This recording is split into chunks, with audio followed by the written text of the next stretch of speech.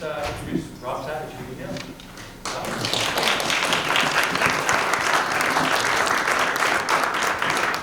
Yes, thank you all for coming and braving the ice tonight. We had a little bit of a thaw, and now it's all going to freeze again.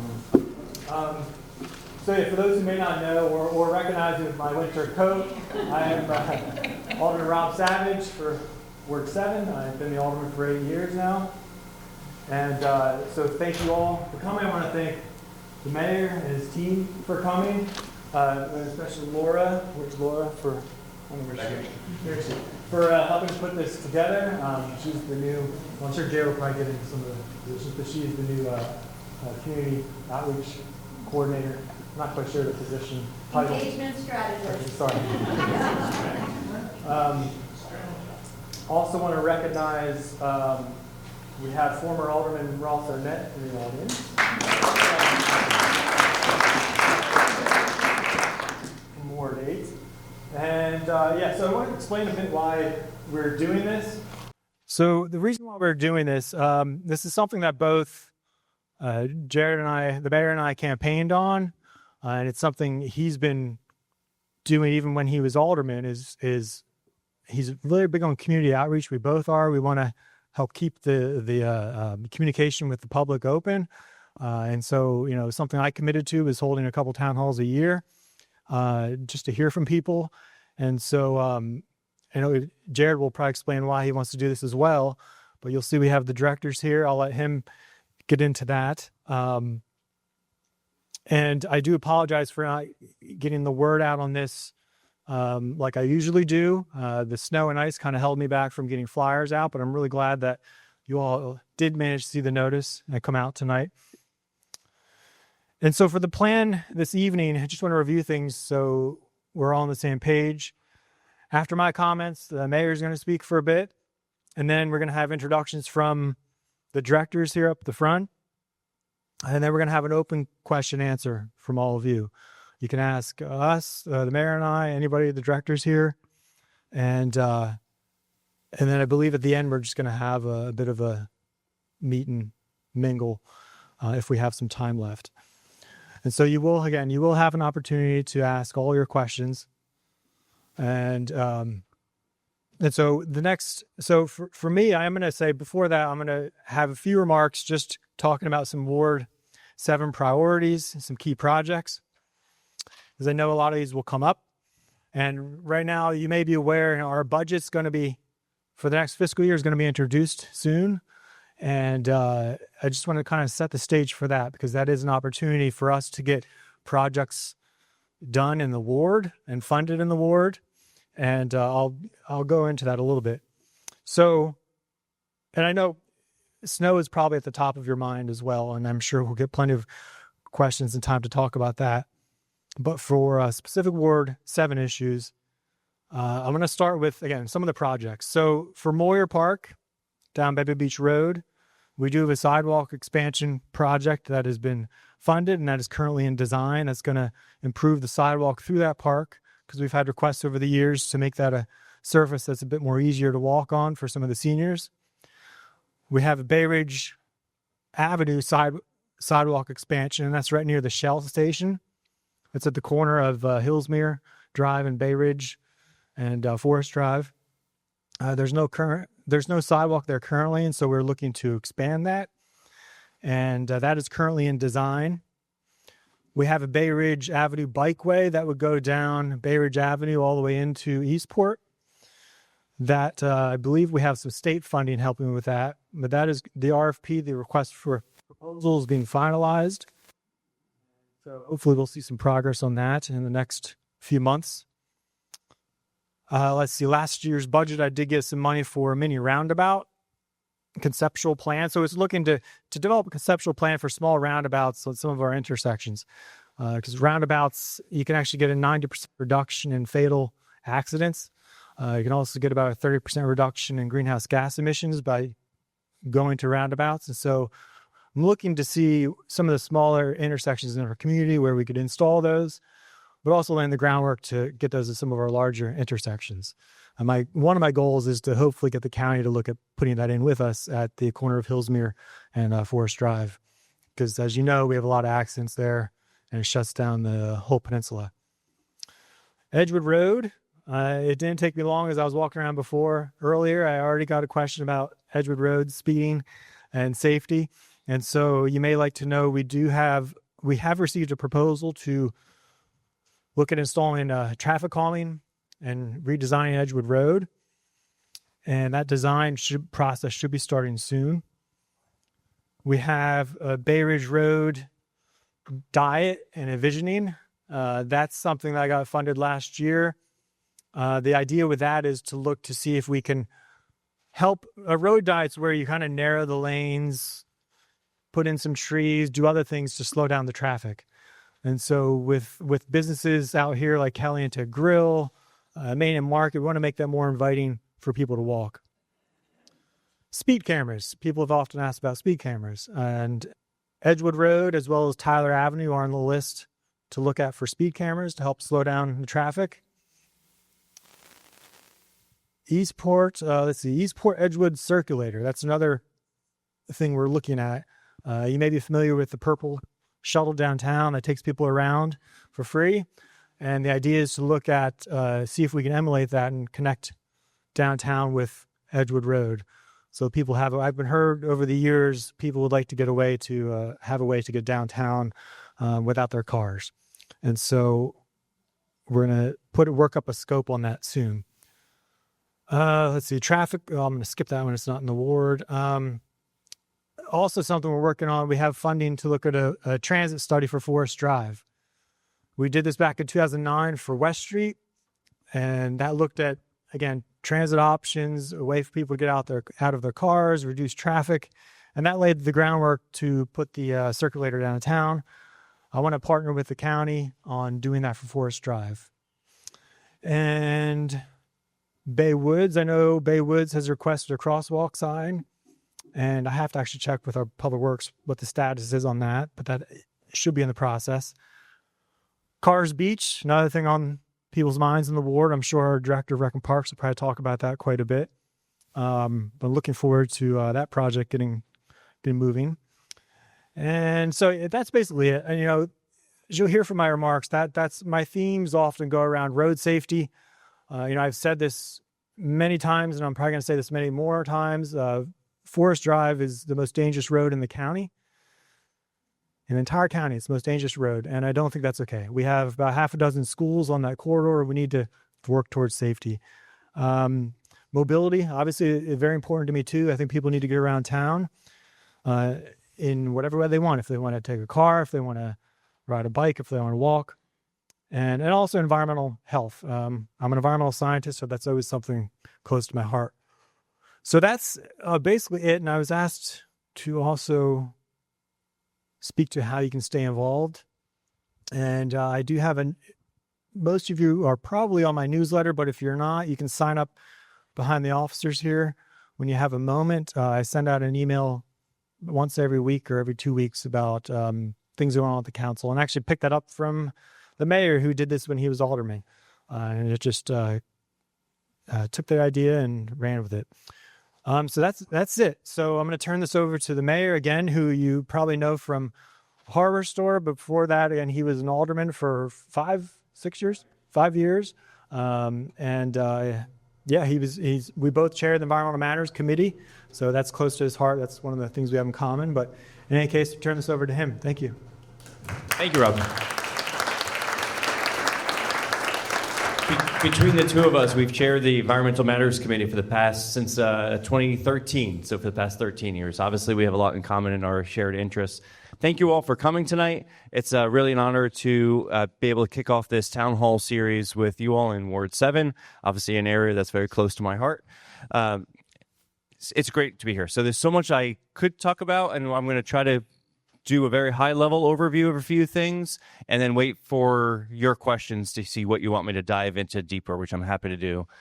We have a very impressive array of directors and city leaders here, and I'm going to not introduce them all because they're going to introduce themselves in just a minute, but really want to express my appreciation to all of the city employees, directors, and chiefs who are here tonight. We also have a few who I don't know that will speak. Rocio is the Hispanic liaison for the city, and to your left, And remind me your title, I forget. She's the Hispanic navigator for the city. Hispanic Navigator, that's right, Hispanic Navigator.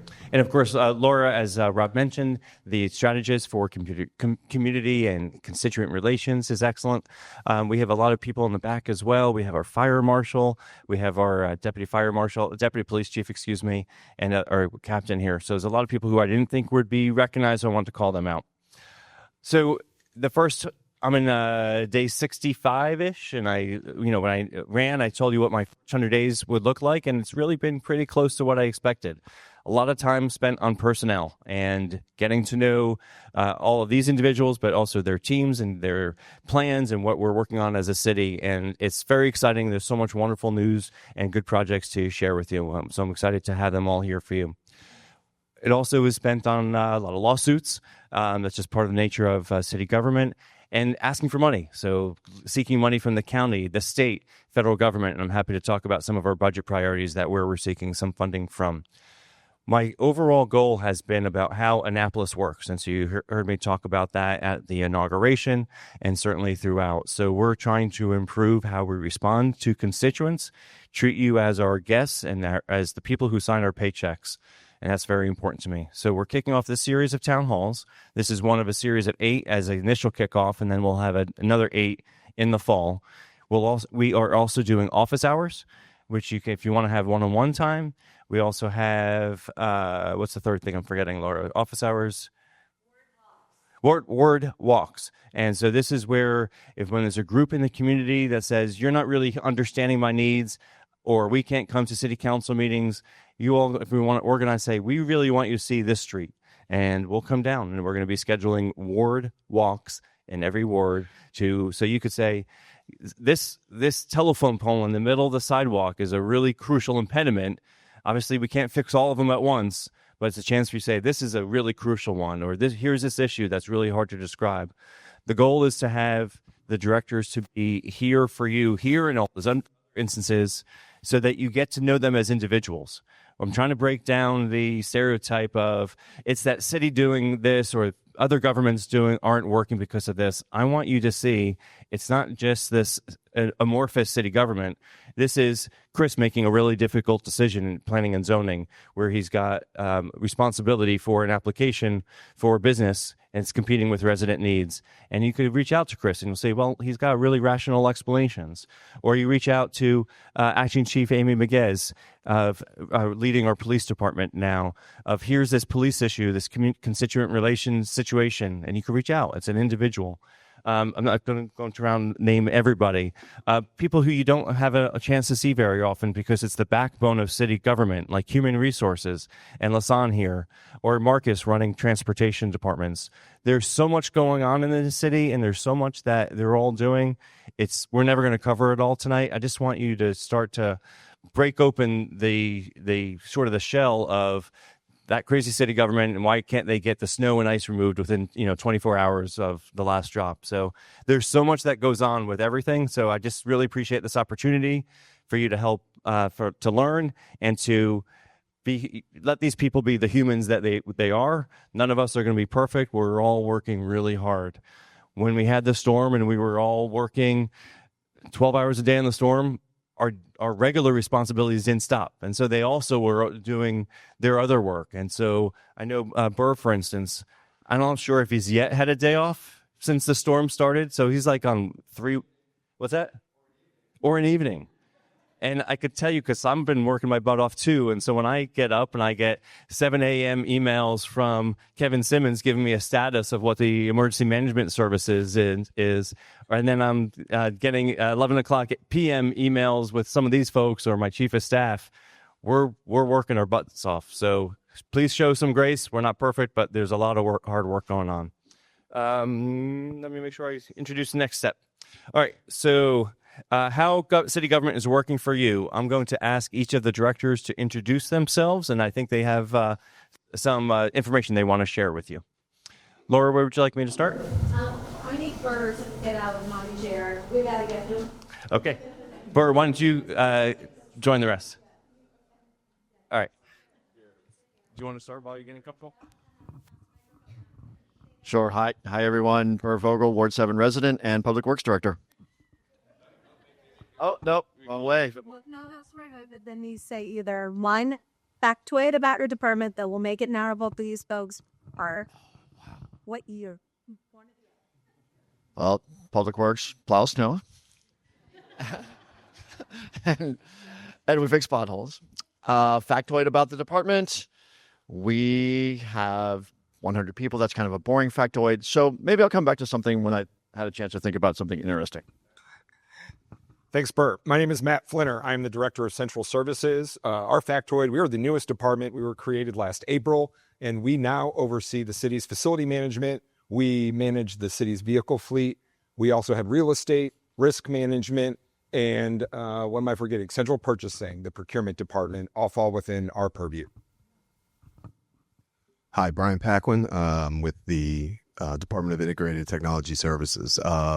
We're one of the departments that the mayor mentioned that works primarily behind the scenes, but what we do that you interact with the most would be we run the city website, and you may or may not have interacted with the permitting system. So all of the public-facing web and social media and public-facing websites come through us. Good evening. I'm Chris Jakubiak. I'm the Director of Planning and Zoning. One interesting factoid is that we've recently hired a building plans reviewer who is a professional architect from Iran. Her family's still there, and she's intimately connected to all that's going on in that country right now. So it's an interesting discussion or two around the office. Good evening, everybody. Kevin Simmons. I'm the emergency manager for the city of Annapolis, Office of Emergency Management. And a factoid is 2010 to 2024, we brought in $23.3 million in grant funding to the city of Annapolis. And I don't have a big department. It's only 7 of us, but we're mighty. So look forward to talking to you. Good evening, everyone. I'm Jackie Guile, Deputy City Manager for Resilience and Sustainability. So what that means is I work across all departments with all these fine people on resilience and sustainability and environmental initiatives. I also have some extra city manager duties. As you know, we don't have a city manager right now. We have an acting city manager, so I'm helping with onboarding, some HR issues, filling some positions and job descriptions, and working on some other projects with the mayor. The harbor master also reports to me on a regular basis. And also, I work very closely with our Resilience Authority of the City of Annapolis and Anne Arundel County. And over the last 3 years, the Resilience Authority has brought in $50 million on 32 projects and has deferred about $60 million in climate damages through the work that we're doing with them.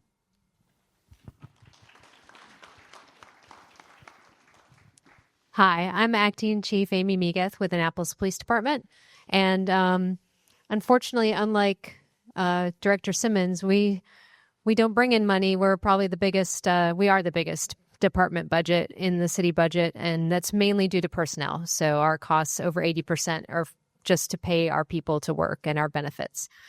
So, but I think everyone knows we're probably the most forward-facing part of city government. Thank you. Good evening. I'm Rosalind Johnson. I'm the Director of Recreation and Parks here in the city of Annapolis. That's Pitt Moyer, Stanton Community Center. We have park maintenance, a factoid. And we have 28 full-time staff for just over 200 acres of parkland and about 43 properties. And a factoid is we have our marketing coordinator outside. She's fresh off of her marriage and honeymoon in Ireland. But she, while she was away getting married, more importantly than her getting married, she became one of the country's top 30 under 30 recreation and parks professionals. So out of the whole entire country, 30 parks and recreation professionals under the age of 30 were recognized, and she's one. She arguably will say her wedding was more important than that, but I'm a little biased. So please make sure to say hello to her. Good evening, everyone. I'm Marcus Moore, Director of Transportation and Parking, also a resident of Ward 7. And one of the factoids about the transportation department is that we took on our first 2 fully electric buses last March. You may see them around that says Go Green. It's really pretty neat that we're trying to really look at sustainability, working with our Deputy Director of Sustainability and Resilience. But I also manage the parking contractors that deal with our parking assets, which is Hillman, Park Place, Knighton, and the Gotts Court Garage. Look forward to working with all of you.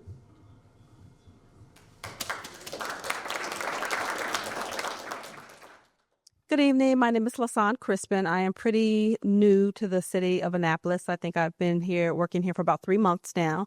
I'm currently serving as the acting HR director. And a fun fact about us is currently we are moving full steam ahead regarding implementing a new human resources information system for the city. And so a lot of my team is working diligently with refining those processes and working on different project teams to make sure that we have a smooth launch. Hi, everyone. I'm Carrie Berger. I'm the acting city attorney. The Office of Law performs all legal services for the city. And an interesting factoid, or all the interesting factoids about the Office of Law, is protected by attorney-client privilege. So, I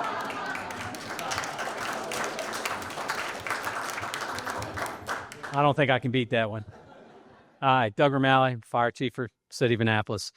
I could spend this whole 2 hours talking about the men and women in Annapolis Fire Department and the services that they provide, but the best thing I can tell you is, like our counterparts in public safety, we don't bring in a lot of money, but we're sort of that insurance policy that nobody wants to ever use. But when you have to use them, the men and women in Annapolis Fire Department are here to make try to help you with that emergency situation. So we're here. I'm interested to see what kind of questions you have tonight and interested to hear from you.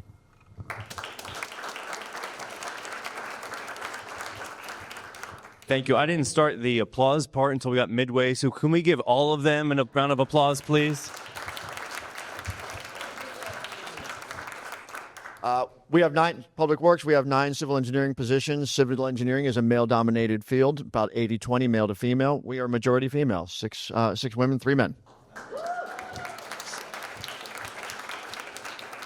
All right, great. Thank you, directors. Appreciate all those updates. And we're actually a little ahead of schedule, which is wonderful because that'll give us more time for Q&A. All right, so this is where residents get a chance to ask their questions. And Laura, do you want to moderate how you want to do this?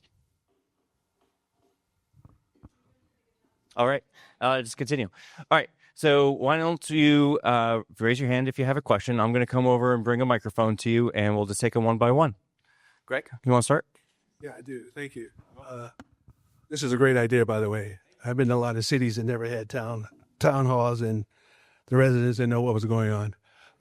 Pursuant to my questions the other night, good to see you again. I'm interested in the 2 primary things. Tonight we'll just talk about one is the police department. How do you pronounce your last name, Chief? Miguez. How do you pronounce it? Miguez. Looking forward to working with you. I'm pleased that hopefully that she will be part of the selection process. Is that true? Okay, yeah. So I want a couple questions. I want to make sure she's part of the selection process, even though she's the interim police chief. I also want to know what's the criteria to get on that particular committee. And then secondly, after we do all of that, I want to know what were the reasons you gave for terminating the police chief? I read some stuff in the papers, but I don't believe what's in the papers nowadays. I don't trust the papers. I don't trust some of the garbage that's in there. But some of the things were mentioned that you were talking about: community police, data driving situations, and drones. Now, those are all buzzwords to me. Was that the basis for your termination of the chief? Are you done with your questions? I'll take the microphone back and start answering. Thank you. Thanks for being here, Greg, and certainly... I look forward to our personal meeting, too. Very good. So first, trying to take them in order. So the captain, so such a force of habit, Chief Miguez will not be on the selection committee. What the selection process will look like, Sheriff Everett Sesker has agreed to be the chair of the selection process. I'm going to work with him in coming up with a list of individuals from the community. There'll be white, black, Hispanic. There'll be male, female. There'll be police. There'll be community, faith organizations. It'll be a diverse group. looking to not have it be 20 people. So looking for people who check off multiple of those boxes at the same time. Just want to make sure Black Lives Matter is considered. I represent Black Lives Matter, and I want to make sure we are in one way to go. I hear you. So there'll be that selection committee that Sheriff Sesker will be chairing. I'm envisioning waiting until we have a city manager, so the city manager can be engaged in that process. Presumably, it's obviously we have an acting city manager now who's doing an outstanding job, but for a position as important as police chief, rather have a sitting city manager involved in that process. The goal of that committee will be to review all of the applicants for that role, and then to put forward 3 to 4 people, finalists, that the committee votes on and says that all 3 or 4 of these people would be qualified and endorsed by the committee as being appropriately appropriate for the position without a ranking. And then obviously I and my team will make final decisions. So that's what the selection process will look like. It will not include Captain Chief. Sorry.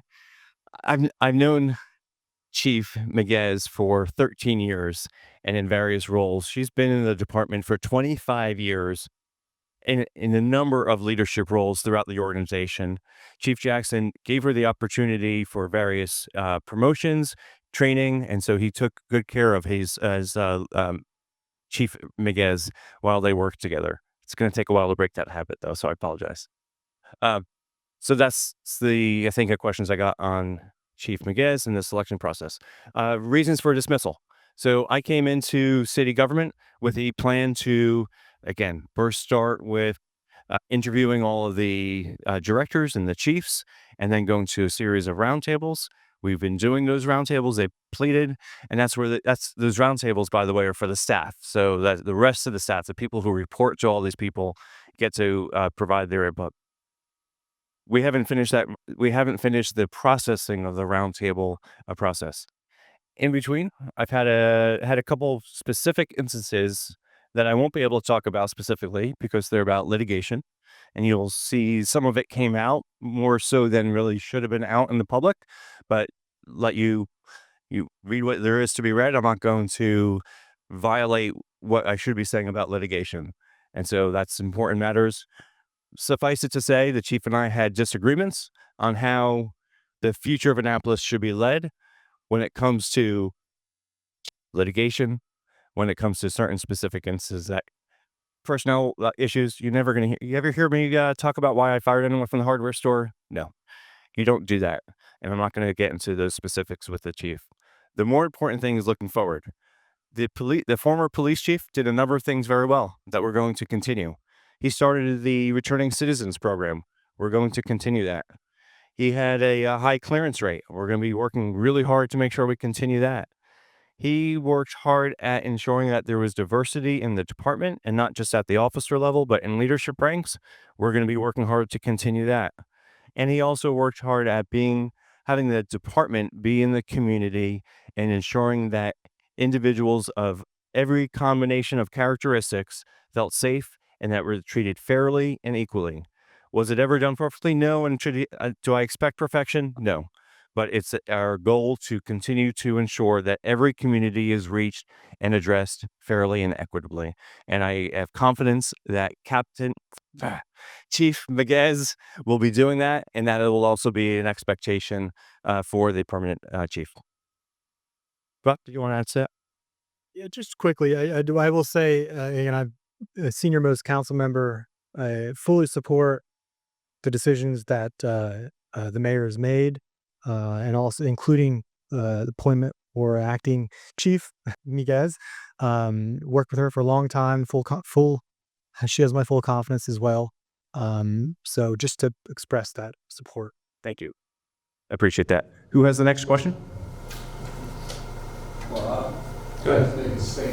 Sure. Here's the mic. Hello. Kind of new at this microphone thing, so please excuse me.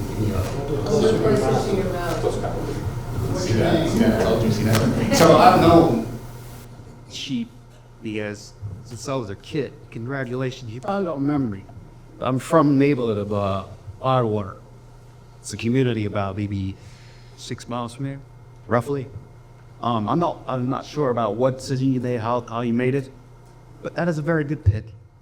From my experience, from knowing her from 25 years ago, I'm 46 by the way. 46.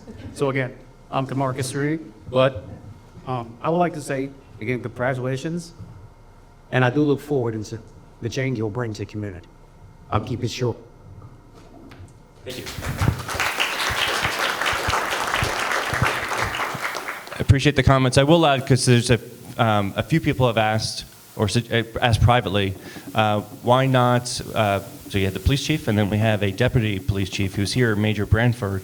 And Major Branford is supportive of the decision I've made. He's been a very good advisor for me, and I've been excited to continue to work with him. The charter dictates certain qualifications for the acting chief, and there was no dispute between Major Branford and I. He recognizes he doesn't have one of the qualifications, so he would have been ineligible to be named as acting chief or be considered for permanent chief. And I certainly appreciate you, Major Branford, for the work you do to keep Annapolis safe, and I appreciate your support for Chief McGinnis. We want some transparency.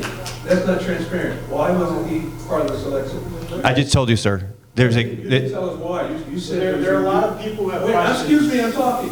There are a lot of people who have questions. Excuse me, I'm talking. You're interrupting my. No, I'm not. I'm not taking up anybody's time. I'm using my time. May I finish what I have to say? Wait a minute. You are not my arbiter. You're not my referee. Excuse me. You're rude. I'm asking a question. Wait a minute. Greg. Why did he have to? Wait a minute. Greg.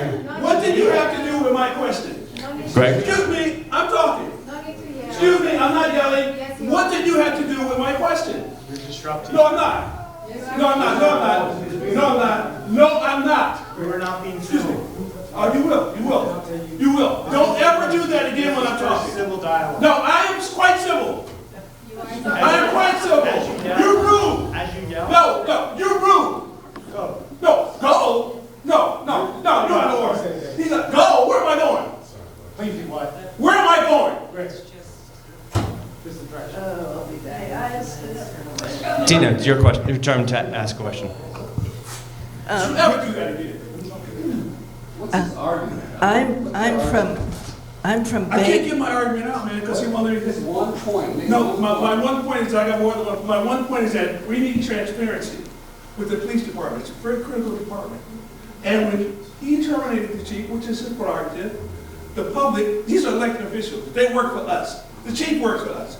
When elected officials make decisions, we have a right to know why, what, where, whatever. The press release so far haven't said anything.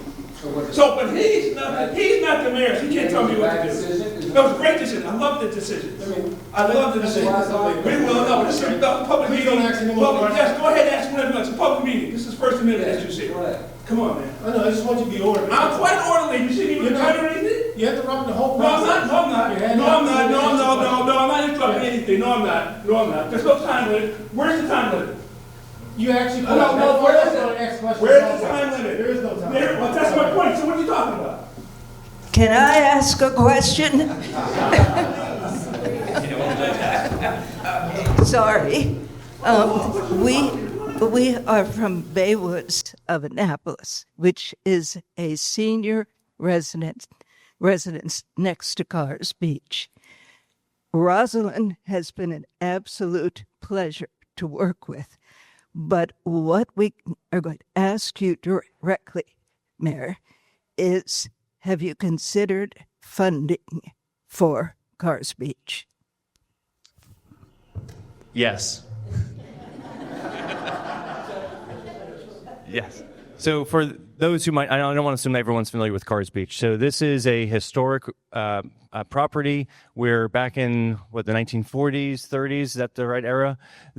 Black entertainers came to entertain black individuals who were not allowed to go to other public beaches. And so it's a beautiful area. It's got historic significance.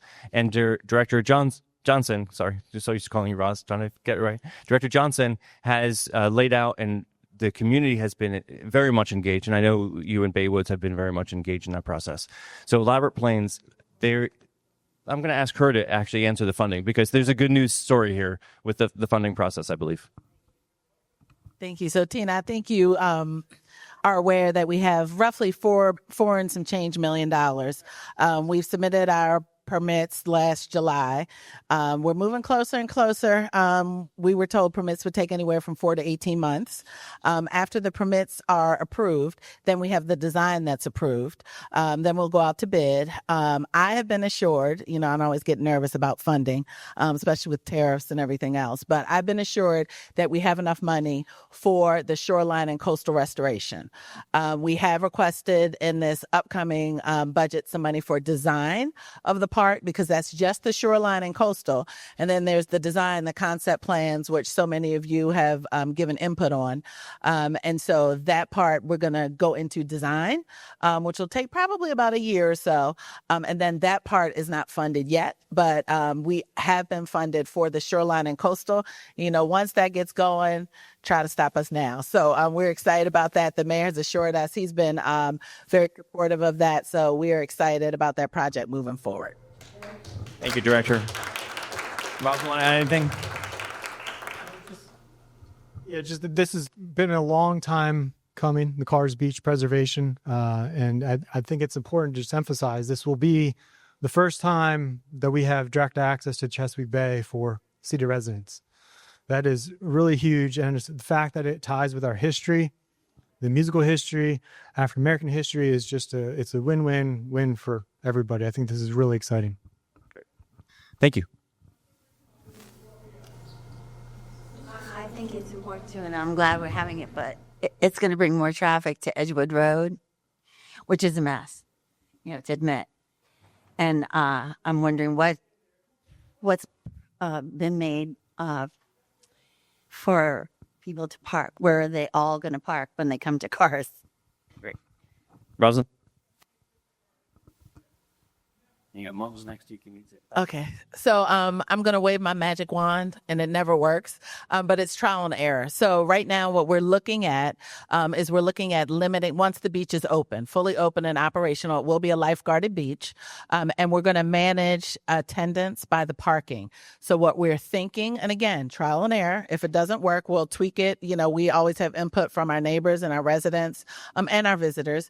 But what we're anticipating is we'll be parking across the street, because that's part of the parks. Yes, at the Maritime Museum, which is part of our park complement. They'll park across the street. We'll have a parking attendant. They will limit the time where you get 4 hours to park, and your parking ticket will say your time expires at this time. And so that's how we're going to manage how many people we have coming in to the park. And then if you come back out and you're like, oh my gosh, I'm in the middle of getting my suntan like Brian down the, my coworker, Brian down the way, and you want to get more sun and there extra parking there, then you can stay and you can purchase another parking pass. If you're going to Uber in, if you're going to bus in with, or go time in with our partners in transportation, then you can stay as long as you want. So that's what we're looking at right now.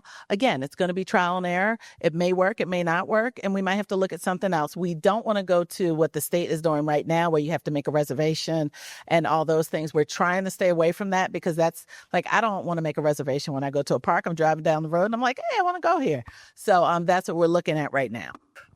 You're welcome. Yes. Thank you. 1 second. So Yeah, so we're still, it's going to be something we're going to monitor. I have a lot of ideas in my head as far as how to manage that long term. We'll see how it goes, but it's one of the reasons why I requested the funding for the potential circulator in this part of the city, because we have to look to see maybe that can go down Edgewood Road and to the park to alleviate some of the traffic issues, right? And my grand vision is to try to get, hopefully, maybe if the city can purchase that corner lot at the Giant that's vacant, where they're proposing to put the Taco Bell, which we stopped, but to purchase that and maybe turn it into some kind of transit hub center for this part of the city, where even county residents could hop on and get to their destination. Starting to see more hands. Let me come back to other people before I go back to a second person. Let me go here, and then I'll go back to over there. Hi, good evening. Thank you so much for being here. It's really an honor to see all of you come out. My name is Danielle. I'm a Ward 7 resident. My family and I are Ward 7 residents. I want to ask about childcare. I want to request, I want to plead. My children go to Georgetown East Elementary. There is no aftercare at Georgetown East Elementary. Georgetown East is the only school that hasn't been offered aftercare this year or last year. We are a two-parent working household. I don't know how I'm supposed to leave work every day at 2 p.m. to be able to get across town to pick up my kids at 2:30 because school ends at 2:30. We are also not a bus-eligible family because we are within the half mile of the school. And I understand that's a Anne Arundel County Public School issue, not an Annapolis issue. But I'm again asking and requesting and pleading, I don't know what to do.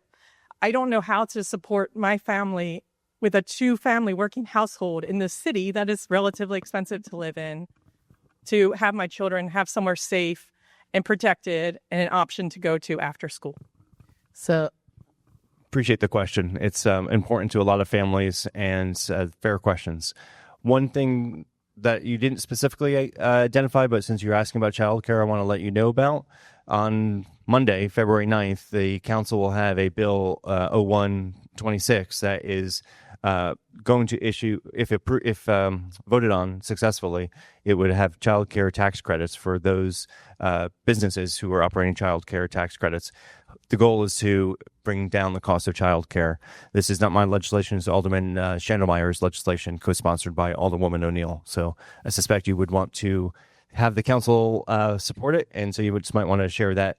You're obviously sharing that with your current alderman, who's right here, and your mayor, but feel free to rally support for it if that's important to you.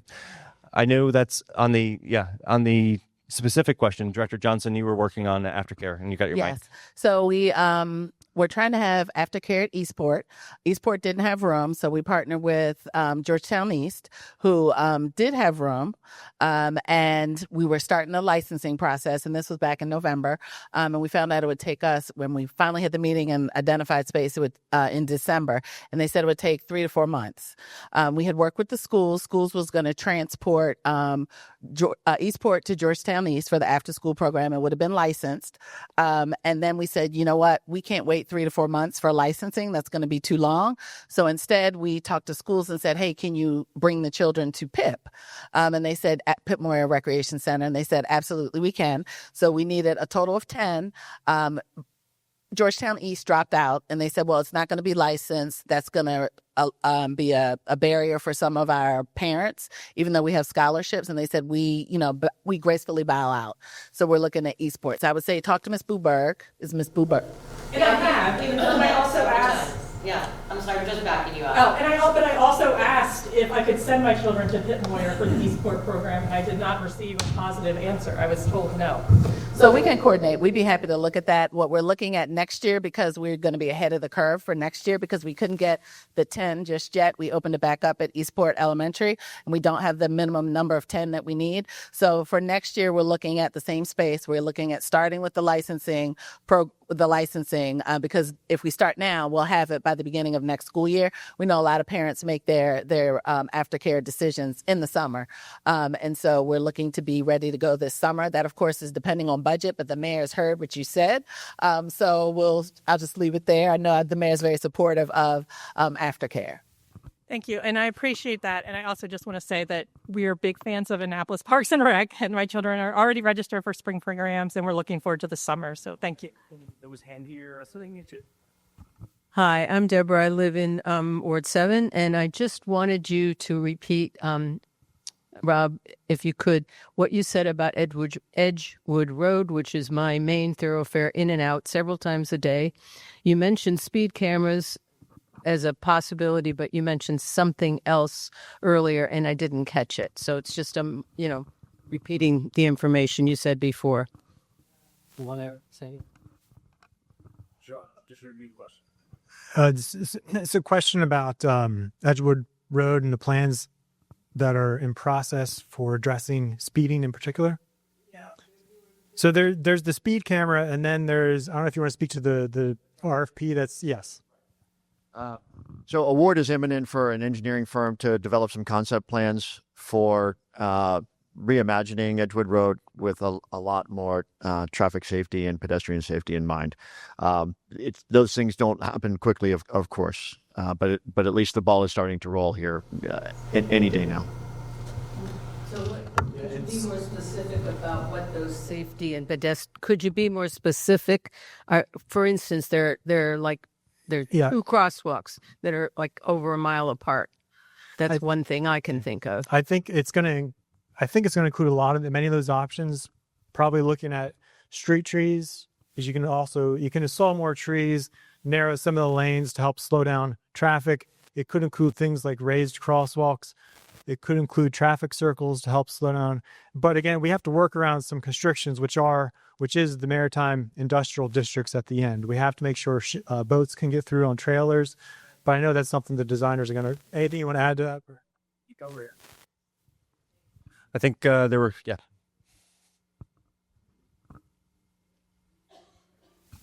Hi, thanks for being here. I'm glad you're all here. I've lived here about 6 or 8 years. I want to say that my property taxes have almost doubled in that period of time. I'm talking about the city property tax. So I'm wondering what the plans are, or if there are any plans here in the Annapolis city to bring down the cost of the city property tax. I realize assessments keep going up, and every year it's 10 point, 10 point, 10 point, 10 point, 10 point, but 10 point on 300 and then 600 and 900. It's getting to be a city that is not affordable for taxes. certainly appreciate the concern, and I don't know. I certainly don't have a perfect answer for you. The city, most of the city budget is on personnel, and if you've ever operated something when you have personnel expenses, your options are either to reduce services or to have a cost of living increase or rises. The comp study that was approved by the previous council, and I'm not trying to pass the buck, I'm just being direct, essentially is going to lead to all city employees getting roughly 3% increases on the next budget. So I'm at a starting point of, if maintaining same level of services, I'm already starting with adding 3% on cost of living. As your healthcare expenses go up, so does the city. Healthcare is, again, when you talk about 80% of the budget is personnel, healthcare is a big driving factor. When you talk about the remaining 20% that's not personnel, a lot of that is actually personnel. So if you talk about capital budgets like road repair, and you're talking about repairing a street, you have people actually doing that work. And so it's very hard to envision where you're going to find cost savings without reducing services. And again, I'm not trying to pretend this is going to be an answer you want to hear. We have all of these individuals behind me have a list of projects that they say residents are demanding we focus on. Fire department union has been very vocal on saying we need more peak medic unit. And it's not just the fire union. The chief here has explained we have 4 ambulance staffs. So, and we do mutual aid. So if first call in the morning is in the county and we send 1 ambulance out, and there are many days where that happens, or it could be in the city, all 4 ambulances are out.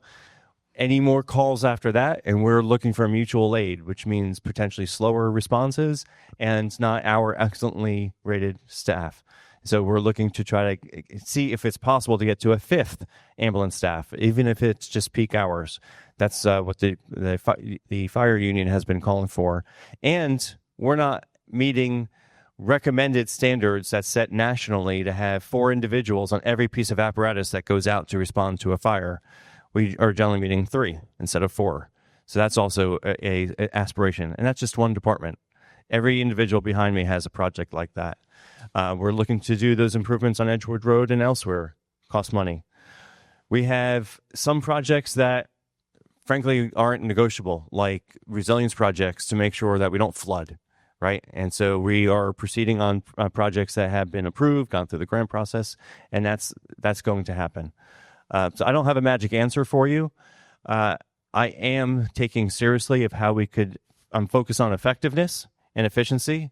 So a lot of where I say effectiveness, we might be adding a person here or 2 here or there to try to meet the demands of where we're not satisfying the customer service that people are expecting. But once we can wrap our heads around that a little bit, absolutely looking for ways we could be more efficient and eliminating process. When I've met with each of these individuals, they will tell you I asked, what can we eliminate from what's taking up time that's not a high priority. So we could spend more of our time, more of our resources on what are higher priorities, so we don't just need to add more dollars and more pay. I'm very much aware of the concern that you express and I do not treat this money as just, this is just easy money that's coming in. We have to figure out a way to keep Annapolis affordable, and I'm working hard on that, but it's not going to be a magic solution. Okay. Reverend Colbert. Good evening, I'm Reverend Colbert. I'm a community activist for Bay Ridge Gardens. And this is directed to Rob. I'm so glad that you mentioned the sidewalks on Bay Ridge Avenue. The question that goes with that is the bus stop there. Will we keep the bus stop, and will it be moved back off of Bay Ridge Avenue? That is the most dangerous bus stop in Annapolis. There's no easement. There's no sidewalk. In the shelter, they get on the bus drop them off, and they end on Bay Ridge Avenue. So if we could address that, I would appreciate it. My other concern is some type of flashing pedestrian light. In the wintertime, it gets dark early, and the kids dart across the street to go to the gas station for treats, and someone's going to really get hurt during that time. Yeah, I agree with you 100%. Let me see if staff has a more specific answer. Marcus or, yeah. Yeah, Marcus Moore, Director of Transportation. Yeah, working with Public Works, whole easement there, Bay Ridge Avenue across from Ben's Drive has got to be realigned with a sidewalk. And if you notice that shelter is not ADA compliant. So we will be fixing that. It's a very good point that you brought up. And we've identified monies to have that corrected in this CIP program for FY27. Director Vogel, do you want to add a little bit more about the plan?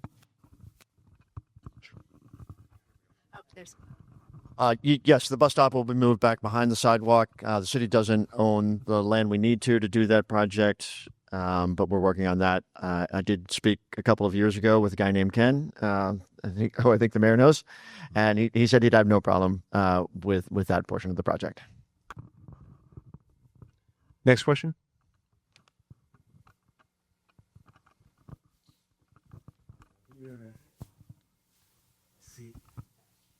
Thank you. I have a question about, my name is Laura. I live here in Ward 7 too, obviously, down the street from Rob. I have a question about transportation, and that is access by bus to the high school. We have a lot of families in Annapolis who do not have private transportation. We saw during this week the bus, a lot of the kids were told, get private transportation to school by the school system, but we have a lot of families that don't have private transportation. There is currently no way to get directly to the high school from Annapolis proper. If you want to look it up online, you have to basically spend an hour and a half riding out to the mall to get a county bus to get part of the way there. The GoTime app drops you off like over on Defense Highway, and then you're supposed to somehow get from there down Riva Road, darting through traffic under that horrible intersection where 50 crosses, where Riva Road gets onto Forest Drive, RST Allen, thank you. So is there any chance that we could at some point have bus traffic, so that not just kids, but so that families could get there for school conferences, concerts, sporting events? Our families are totally cut off. Thanks, Laura. This has been on my radar as well. I've had positive conversations with Superintendent Bedell, who wants to be a partner and help us work through these issues. Obviously, the high school is in the county, and the schools are operated by the county, and we have city residents going to a county school. And so Director Moore and I have talked about this, and I'm going to turn it over to him to talk about some potential solutions. Yeah, thanks. Very good question. As you mentioned, coming from the inner part of our city here, Robinwood or Ballywood, or all having to go to the mall and transfer to a bus to go nearby at the Heritage Turnaround. So we're heavily funded with federal funds, FTA, as well as the county. So every 5 years, we're required to get have a TDP done, which is a transit development plan. Last year, it was done for the city of Annapolis as well as Anne Arundel County.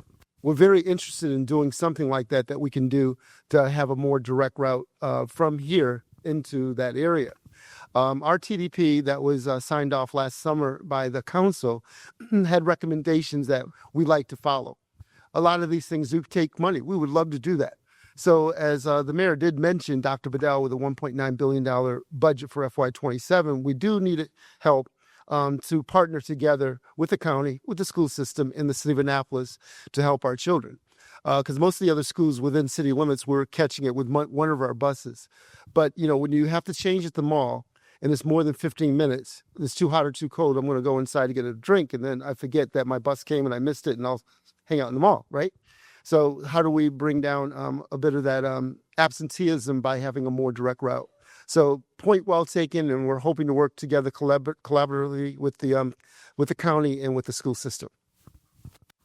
Thanks, Laura. And then Joe and Green Hat.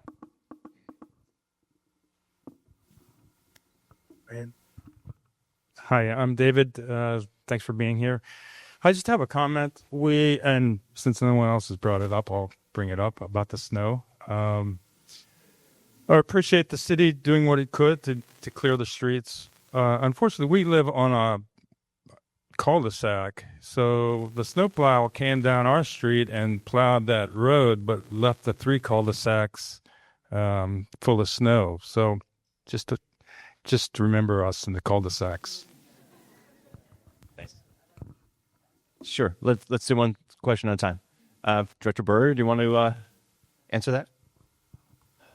I guess a question of clarification. Are you asking for the snow to be removed, plowed differently? I'm not sure I understand. I mean, the snow was like 8 inches deep, so thankfully many of us had 4-wheel drive or all-wheel drive vehicles, but still it was challenging to get out of the cul-de-sac. If the guy could have come down and then turned into the cul-de-sac and swept it out, that would have been helpful, because he just pushed down the road. It's Hyde Park Drive. I think everyone recognizes that this was obviously, the snow was fine. The snow is not a big deal. It's another inch or so of moisture on top of that. It would have been the equivalent of 20 inches of snow if it had been all snow, and I think Director Burr would be thrilled if it was snow, because that's much easier to do. The same things that made it tough for you all to clear your sidewalks and your driveways made it tough to do this citywide. And so there was an extraordinary effort of so many locations where they couldn't just plow. They had to use the Caterpillar equipment to dig up and then remove. And so it's just an extremely slow process. So we don't have the resources to get a faster response today to that storm. I can't tell you that there'll be certain learnings, and Kevin Simmons, Director of OAM, will lead the effort of responses, as he does for every major storm like this, and we'll have learnings from it. But I'm confident that if it happens again, we're not going to be able to do much better, is my impression of where we are. They all were extremely prepared. They're knowledgeable about what was coming, prepared for what was coming, and that's why you saw so many alerts of get this cleaned up as quickly as possible. It's going to get colder the rest of the week. When I visited the various locations in city operations right after the storm, and I got to the Public Works maintenance shed, we have 3 mechanics on duty at a time, 6 total. They're working 12-hour shifts to get the trucks back on the road. Pointing out to one truck from 2001, it's this 25-year-old vehicle that they're working on. They had a plow in there, they had a police vehicle in there, they had an ambulance in there. They bring in their own tools to do the job, which I guess is not so unusual for mechanics, but these guys are working incredibly hard, and we just don't have the type of equipment to manage that sort of ice storm like we had any better, I think. Just on that, because I don't know what the answer is, because I know it's difficult for the drivers to take time to do that, but I do want to reiterate it because I know there are at least a couple of people here who do live on cul-de-sacs who have had the same concern, even in our neighborhood. And again, I don't know if there's a way for the drivers to give more attention to those or take a different approach. Again, I don't know what their schedule, but I do want to reiterate that I've heard that a couple of people. Yeah, it's a fair point, no doubt.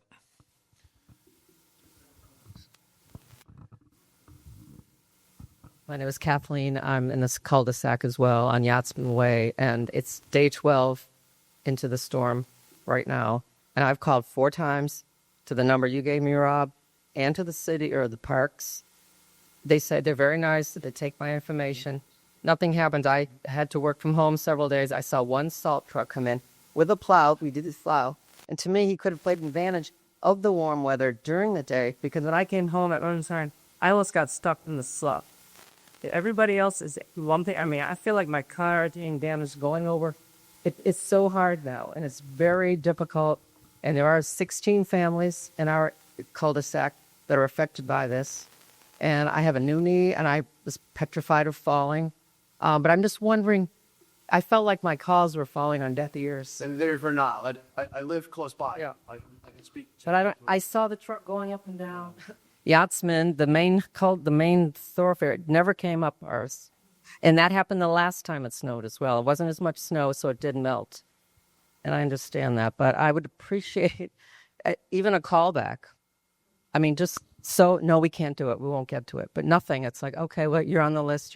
But when you go to a area in the city, I had to go to the doctor's office today. Everything's plowed. Everybody else can get a plow in down bare. But I don't understand. I just don't understand. And I know a truck broke down that night, Rob told me, for Yachtsman Way. I understand that. But we're day 12, and we've had some nice weather where I think they could come out and really plow when it's slushy. Director Burr, Vogel, sorry, I called you Director Burr earlier. Director Vogel, sorry. This has been happening my whole life. When you have a last name for a first name, it's just how it goes. So Yachtsman Way. So for starters, a couple of things. There are things we could do better. There's just sort of plowing training. Some drivers are more experienced, a little bit better than others. So everything's a learning experience, and we go sometimes several years without a major snowfall. So that can be challenging. But a big improvement I'm going to push hard for is that we get some routing software. If you imagine, the county brings 200 contractor plows in for a storm like this. How would they know where to go? And the answer is software. Just like an Amazon driver, a UPS driver, the trash trucks, everybody is automatically routed. We're still kind of back in the 20th century where we just give folks a map and you've got this sector and go out and do your best. And so what that happens in that instance is it's inefficient. People miss roads. They don't necessarily take the most optimal routes to get everywhere. So Yachtsman Way, the part up the hill there, they just missed that. They went down and then you're constantly trying to redirect them. Hey, go back there. You missed that. And once it's turned to ice, everything becomes really complicated because we'll dispatch a truck to a road. And I know it happened on Yachtsman Way and it's solid ice. They really don't do much when it's solid ice. And so you have to get them to the right road at the right time. And there are 700 calls, Chief. 712. 712. So it is a complicated problem. I've been watching that particular road, made a little bit more challenging by the number of cars that park in the circle. So the plow maybe isn't able to plow snow because he has nowhere to put it due to the cars who park probably not quite legally. But that's something the city kind of overlooks. But it does make plowing snow is really, really hard when there are, I think, typically 6 cars or so in the middle of that cul-de-sac. One thing I want to add to that brought that point home about the software, we knew we were under-resourced for this, so we sought help. And we got help from National Guard, who was helpful in bringing people around to where they needed to be, including like Bleston Tech, brought people, staff to the warming shelter at Pitt Moyer Rec Center. But we also asked the state, and the state gave us resources and contractors with trucks and plows. That was really helpful. That came relatively late in the process. I think it was that Friday. And what Director Vogel pointed out is they don't know our city streets, so we have to keep them focused on areas that were very specific, like downtown on specific projects. Just shows the value of having not just contractors who can help, but actually the employees who know our streets and can work on it. Again, not perfect answer, just kind of highlighted the fact that even when we got help, it wasn't the same as having the regular employees who knew our streets.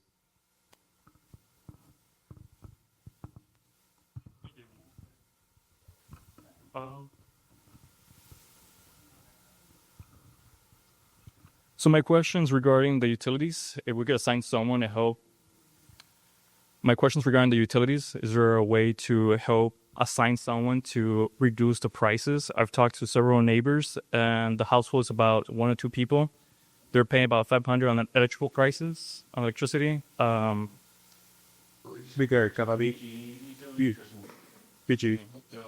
Yes.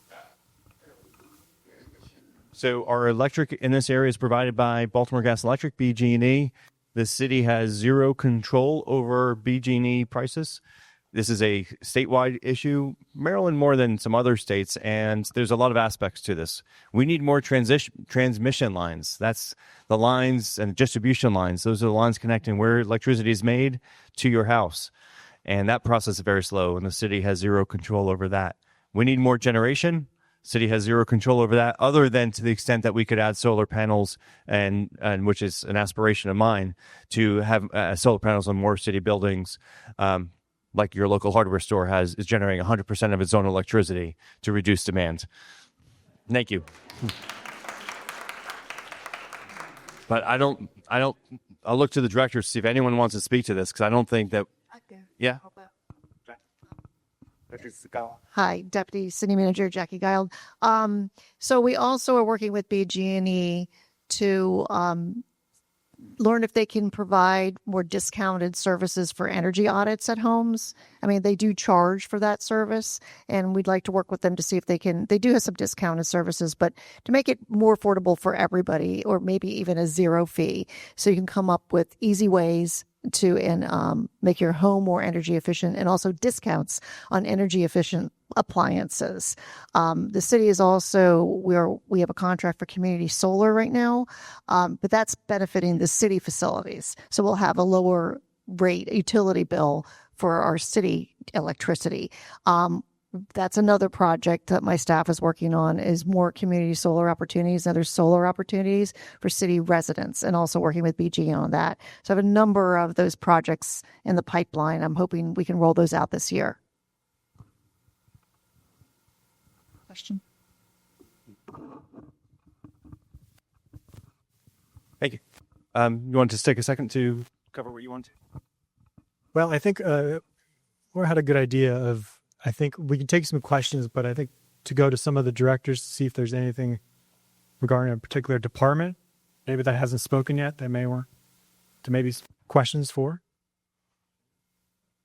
So, Brian, I'm going to put you on spot. You want to talk about cybersecurity? We don't tend to talk about cybersecurity posturing, even in public forums. No, we do not. So what I can do is assure you that we adhere to best practices. We send our professional staff to a great deal of training.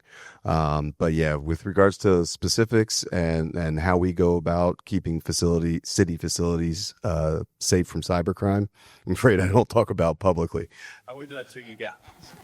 I was Director Johnson. So I do want to share with everyone, we have already kicked off our master planning process. This is an exciting time for us. This is the first time since the 80s, however long ago that was, that we've done a master plan. So it's very important that we get your input. So please follow us on Facebook for everyone who's born before 1980. Everyone who's born after can do Instagram or whatever they call it, or the TikTok thing. And we're on there. But we're also doing an ADA assessment, which is very important for our programs and for our facilities, but we need your input. So please be sure to let your voice be heard. This is kind of like Cars Beach, except the whole entire city. So please make sure that you're involved. Thank you. Great. Any other directors who I didn't direct to get a question? Yeah. Director Simmons. Part of my duties is substance use disorder, and I saw my friend Angel Trainer out there. She's still here. She left. So we struggled with overdoses in the city of Annapolis. At its highest, it was 199 overdoses in 2018, and we lost about 15 Annapolitans behind it. So with a lot of hard work and 4 programs, the OD Free from the Office of Emergency Management, Naptown Antidote from the mayor's office, Your Life Matters from the fire department, and APD SUD from the police department, which is a unique program because they actually follow up with people and their families after they have an overdose. 2018, 199. Last year, 2025, 57.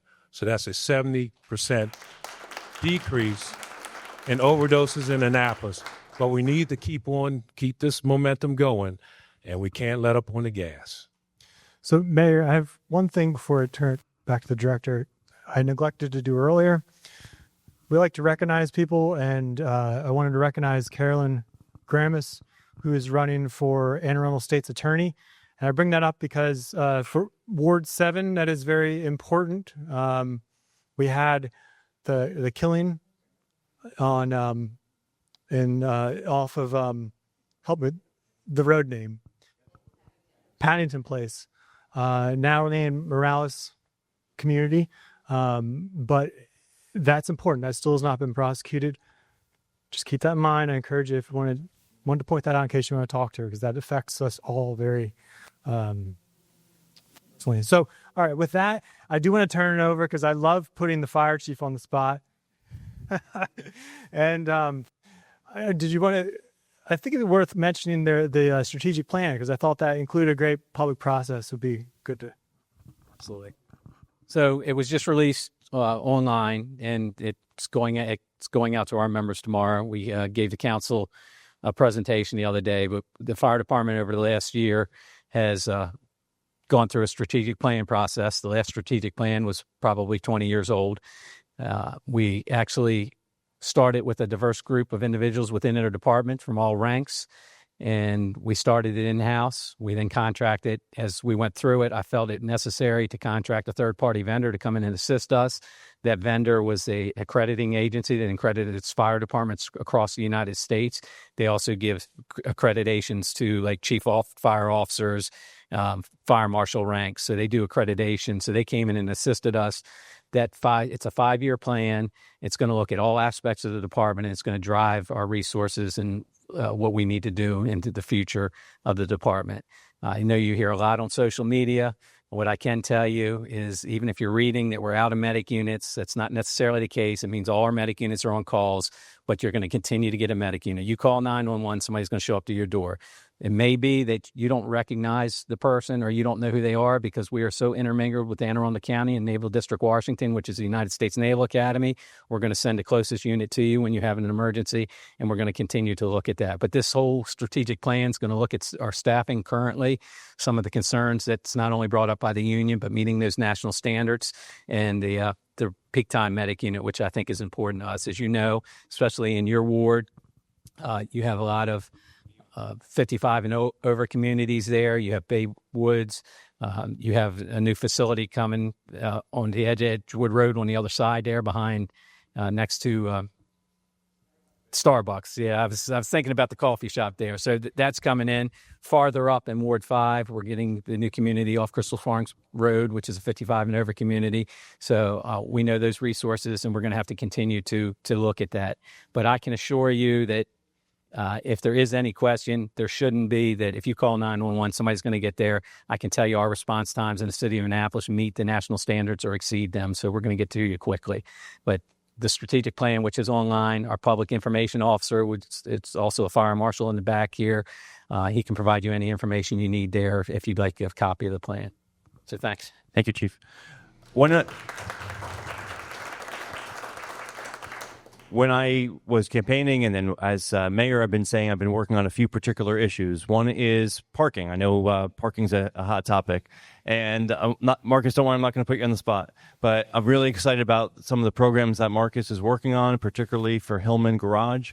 Our goal is, the goal is to get Hillman Garage working like the other three, in that you drive in, you drive out, and you get charged for the time that you were parked, as opposed to having to prepay and then add time.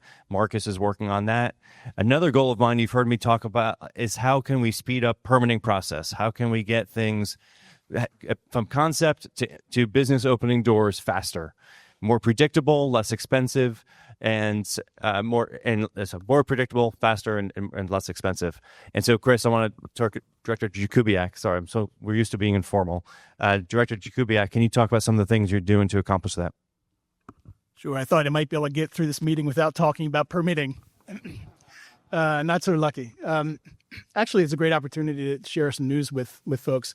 In 2023, it took 19 working days to get through the average residential building permit. In 2025, it took 12 working days. And so far in 2026, it's taken 4.2 working days. So, yeah.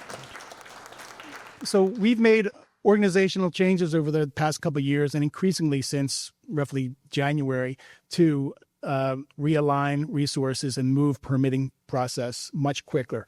And you may not know that because you may not have been a beneficiary of this, but every week we do 3 to 6 expedited permits, same day permits. Folks don't realize that's how they're surprised, but many people don't realize that. So you may get lucky and be one of those 6 that we're able to do within a day or two. So we're happy to be able to share that news with you. But even more, perhaps, longer range. Oh, by the way, the reason that's important is that we can facilitate the rehabilitation of property, particularly commercial development. And someone is mentioning about their assessed values going up and the taxes increasing. All of a sudden, you share the tax base because buildings are being reinvented and rehabbed and renewed. Tax assessment is going up considerably more on those commercial properties so that there's more tax revenue flowing into the city, giving the city council much more flexibility to deal with fiscal issues. So there's a real reason why development is important and redevelopment, particularly in Annapolis. And to that end, I'd like you to think about this ward as if it were a town, roughly 5,000 people, maybe 6,000 now. Where would your town center be if this were a town? You're all neighbors. If you all lived within the same town, Ward 5, it would probably be on Bay Ridge Road between Georgetown and Hillsmere, somewhere along this stretch. So when you travel home tonight or you're out and about tomorrow in the daylight, think about the quality of what you see on either side of the road and think, is this what I aspire to as a resident of this ward? And you might think there's a lot of opportunities to improve the quality of my life just by making improvements to the obsolete shopping centers that's still there, the homeless encampments, the buildings that are falling down. All that is going to change over the next 20 years. And we invite you to be participants in that. If anybody wants to talk with me after, I'm happy to give you my business card. But we have to begin thinking about how to create a sense of village scale within this really good community so that you have places like this to easily walk to. People can get to schools, and the general feeling of the neighborhood and the town center becomes alive and vibrant. So please join us because we need your support in making these types of long-term plans. One thing I want to share, so there's another government that's headquartered about 30 miles west of here that has been a little bit more chaotic, let's just say. And some really fine, talented people have decided that have been working for the federal government, decided that's not best for my career. And so we are now very privileged to be able to get really fantastic applicants and then new hires. And one of those examples is Lasan, who we brought over from the federal government. I'm going to make sure she gets to introduce herself a little bit more since HR, you guys don't probably know how much they do, but they do a ton. And again, talk about the backbone project, so IT, finance, HR. Lasan, would you mind introducing yourself a little bit about amazing background? Sure. Again, hi, I'm Lasan Crispin. Again, I started at the city of Annapolis in November, so I've been here about 3 months. Prior to joining the city, I worked for the Department of Health and Human Services, and that is a large umbrella department that houses a lot of operatives that you may be familiar with, the CDC, CMS, FDA, the NIH, and others. And so I've had the privilege of working for my entire federal career, actually, with the Department of Health and Human Services. And I worked for the Food and Drug Administration, where I was also serving in HR leadership roles. At that time, the FDA had over 18,000 employees, and I was a part of the HR department that handled everything from workforce planning to recruitment, classification, workforce development for that agency. I also worked for the Agency for Healthcare Research and Quality that did a lot of research on the COVID during that time and a lot of other healthcare emergencies. And so most of my federal experience has been with the Department of Health and Human Services. And unfortunately, I was part of the reduction in force last spring. And when I had the opportunity to come work for the city of Annapolis. I was really excited. And so I'm excited to be here. And I may not work directly with any of you directly, but I'm on the backside of it on the human resource side. And so, yeah, that's a little bit about me. Thank you so much. Thank you. Okay, we're about out of time because we have to not just be done talking, but actually out of the room by 8 o'clock. And so that needs to leave room for chairs. So I'll give a couple comments. And then Rob, if you want to give a comment or two as well. Again, I just want to thank you for your support of your city government, keep you engaged in what we're doing. Obviously, I'm trying to continue outreach. I send out emails still, like Rob mentioned, I used to do that as alderman. I do it now as mayor. Go to Annapolis.gov to subscribe, and I'm going to do my best to keep you informed. I'm doing my best to work with council. We're so fortunate. We have colleagues like Rob and the rest of the council. All 8 of them are truly engaged in trying to serve each of our communities really well. I think you're very fortunate to be so well represented. And really just want to give it a round of applause for all of these individuals.